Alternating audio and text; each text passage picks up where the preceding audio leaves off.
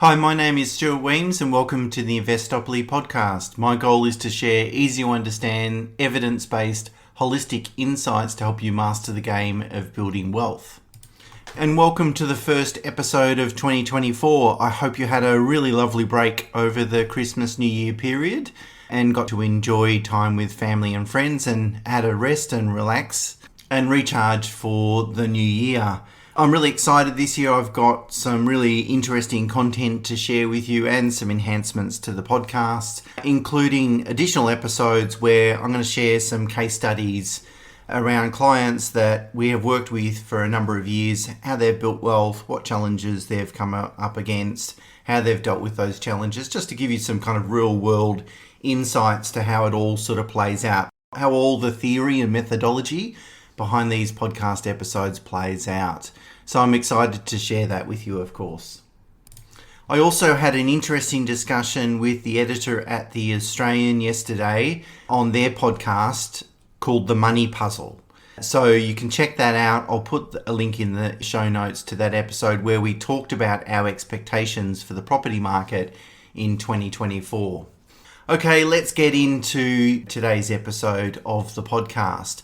What I wanted to do is have a look back over 2023 and ask myself, what did markets teach us? What did I learn? What learnings were there for those that are open to receiving them? Because I think there's always stuff that happens that we can learn from, and experience is the most important factor in terms of making sure you avoid costly investment mistakes.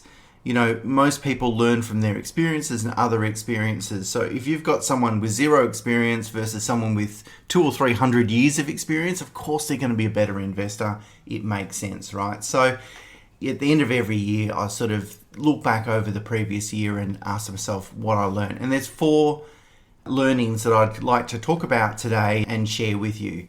The first one is that expectations and forecasts can change on a dime. They can change very, very quickly.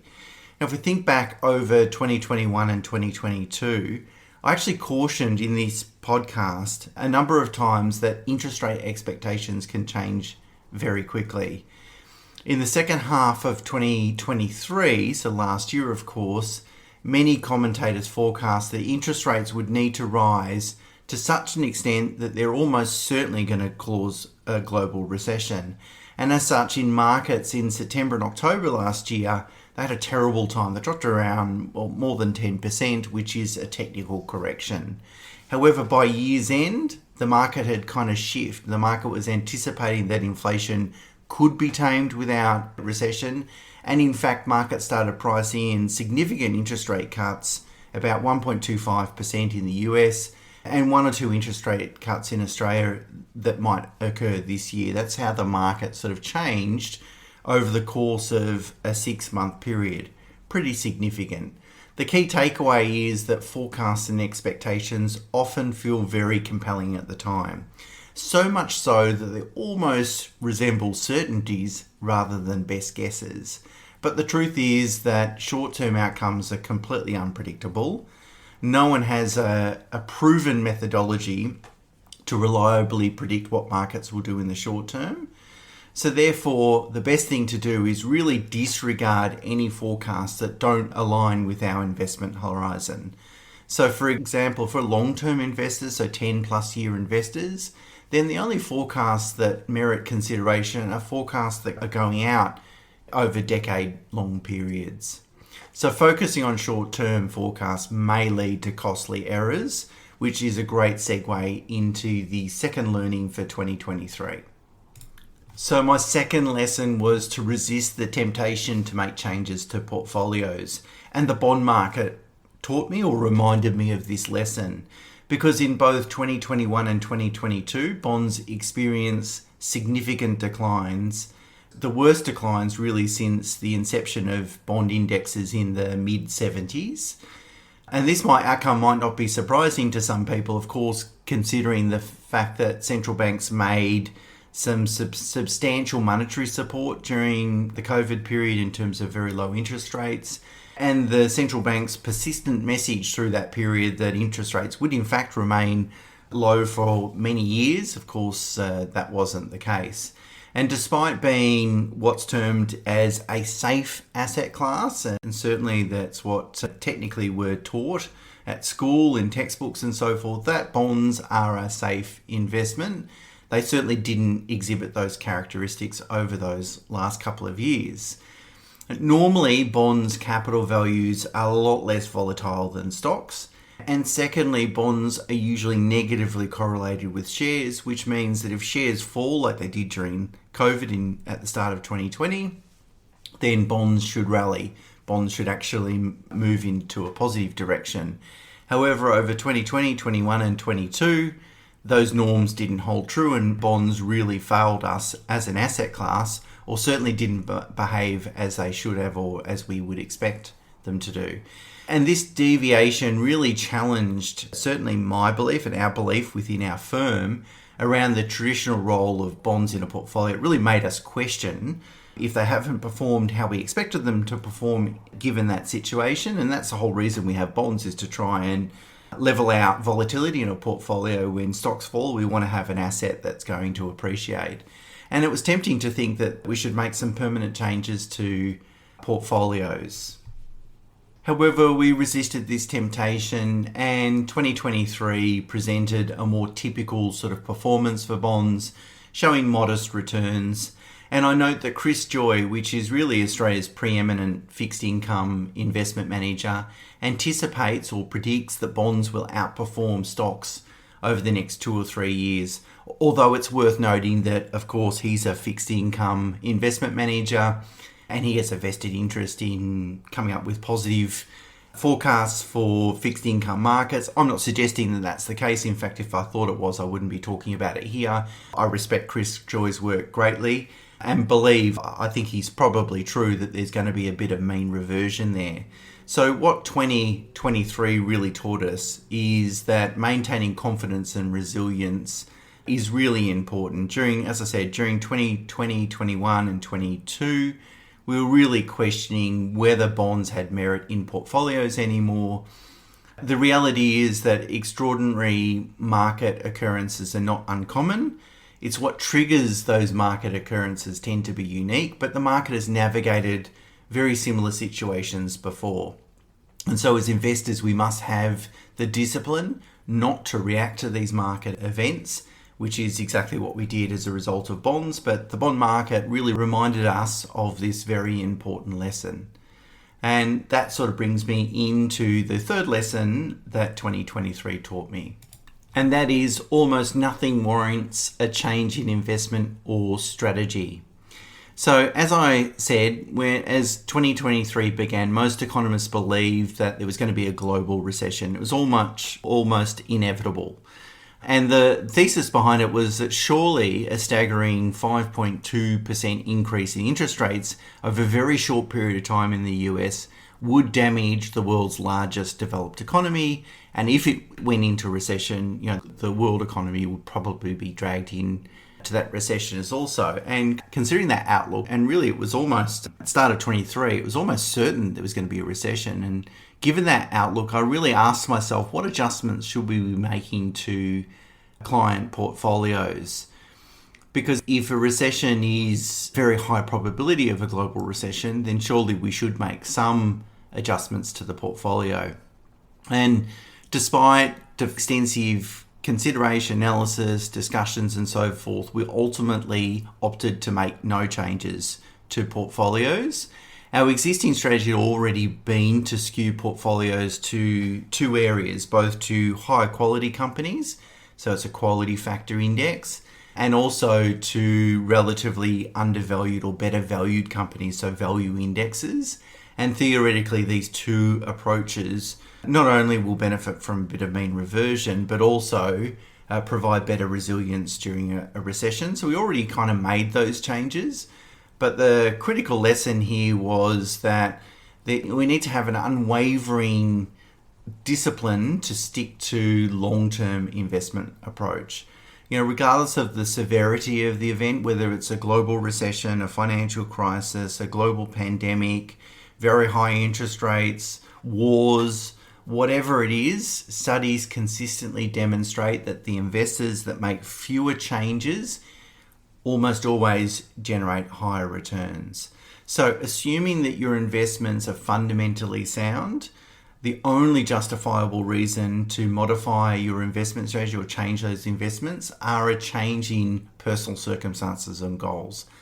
Otherwise, keep your hands off your investments, stay true to them. So looking back through that consideration over 2023, I'm really pleased that we had the discipline to not make changes to portfolios. Now, that whole thing might not have played out yet. Maybe there will be a recession in the future, although I acknowledge that the probability is greatly reduced today. But the point being is that was a lesson that 2023 reminded us of, and a lesson that I can bring in to 2024 and beyond. And I'm sure that faith will be challenged in the future in terms of it be tempting to make changes to the portfolio in the future as a result of completely different circumstances, but I'll be reminded of this lesson. And finally, lesson number 4 is that irrational market conditions can last longer than anyone else can anticipate. So if I cast my mind again back to the start of 2023, I held the belief that higher interest rates would likely weigh negatively on growth stock valuations. So that is that those growth stocks would sort of come off. They'd been stimulated by very low interest rate environments, and growth stocks like low interest rates because they typically aren't cash flow positive and they need to fund that either through debt or equity, and slow interest rates certainly help them do that. And over the last decade and a half, growth has outperformed value on a 5-year rolling basis really since 2007. So my expectation was that interest rates would be the trigger event to cause a resurgence in valuation, because if growth has outperformed value for almost 15 years, there's going to be some mean reversion eventually. Value stocks are the cheapest they've ever been relative to growth ever since at least 100 years of data, according to research affiliates. So that mean reversion should kick in at some point, and I thought higher interest rates would be the impetus for that. Now, of course, I was wrong. Surprisingly, the 7 largest growth stocks in the US really drove almost all of the index's return last year. So the S&P 500 index appreciated by 24% over the 2023 calendar year. 7 stocks now account for 25% of the total index's value. It's a huge concentration risk, and the stocks of that 24% return, the stocks delivered about 18% of those. Just 7 stocks delivered about 18%, which means if you took those 7 stocks out of the index, the return would have only been around about 6% or around about that market. So I was really wrong. I was so wrong that in fact some stocks, 7 growth stocks, in fact really improved their valuation significantly despite higher interest rates. Now, the central theme around why that occurred, why are these growth stocks doing so well, is really around the impact of AI. That's mostly what I think is that the market's contemplating. Now, of course, AI is likely to be a positive impact for the economy and stocks, but I would also argue that its upside is well and truly reflected in the current prices of those stocks as well. So, you're already paying for all the possible upside that AI might deliver. And quoting renowned economist John Keynes, he said that markets can remain irrational longer than you can remain solvent, which really means don't bet against rising markets. Even when they appear irrational and you feel like they can't get more irrational because it can be risky. A stock's potential to increase is limitless. Of course, a $10 stock can go to $100 or $1,000, while its downside is finite. It can only fall to 0. And so betting against a rising market is a fool's errand.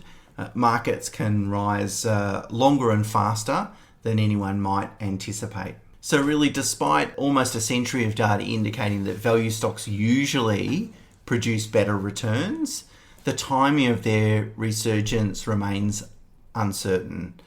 We understand that value appears cheap today, and certainly the cheapest it's ever been, and it should eventually revert to the mean, which means that value should significantly outperform growth at some point.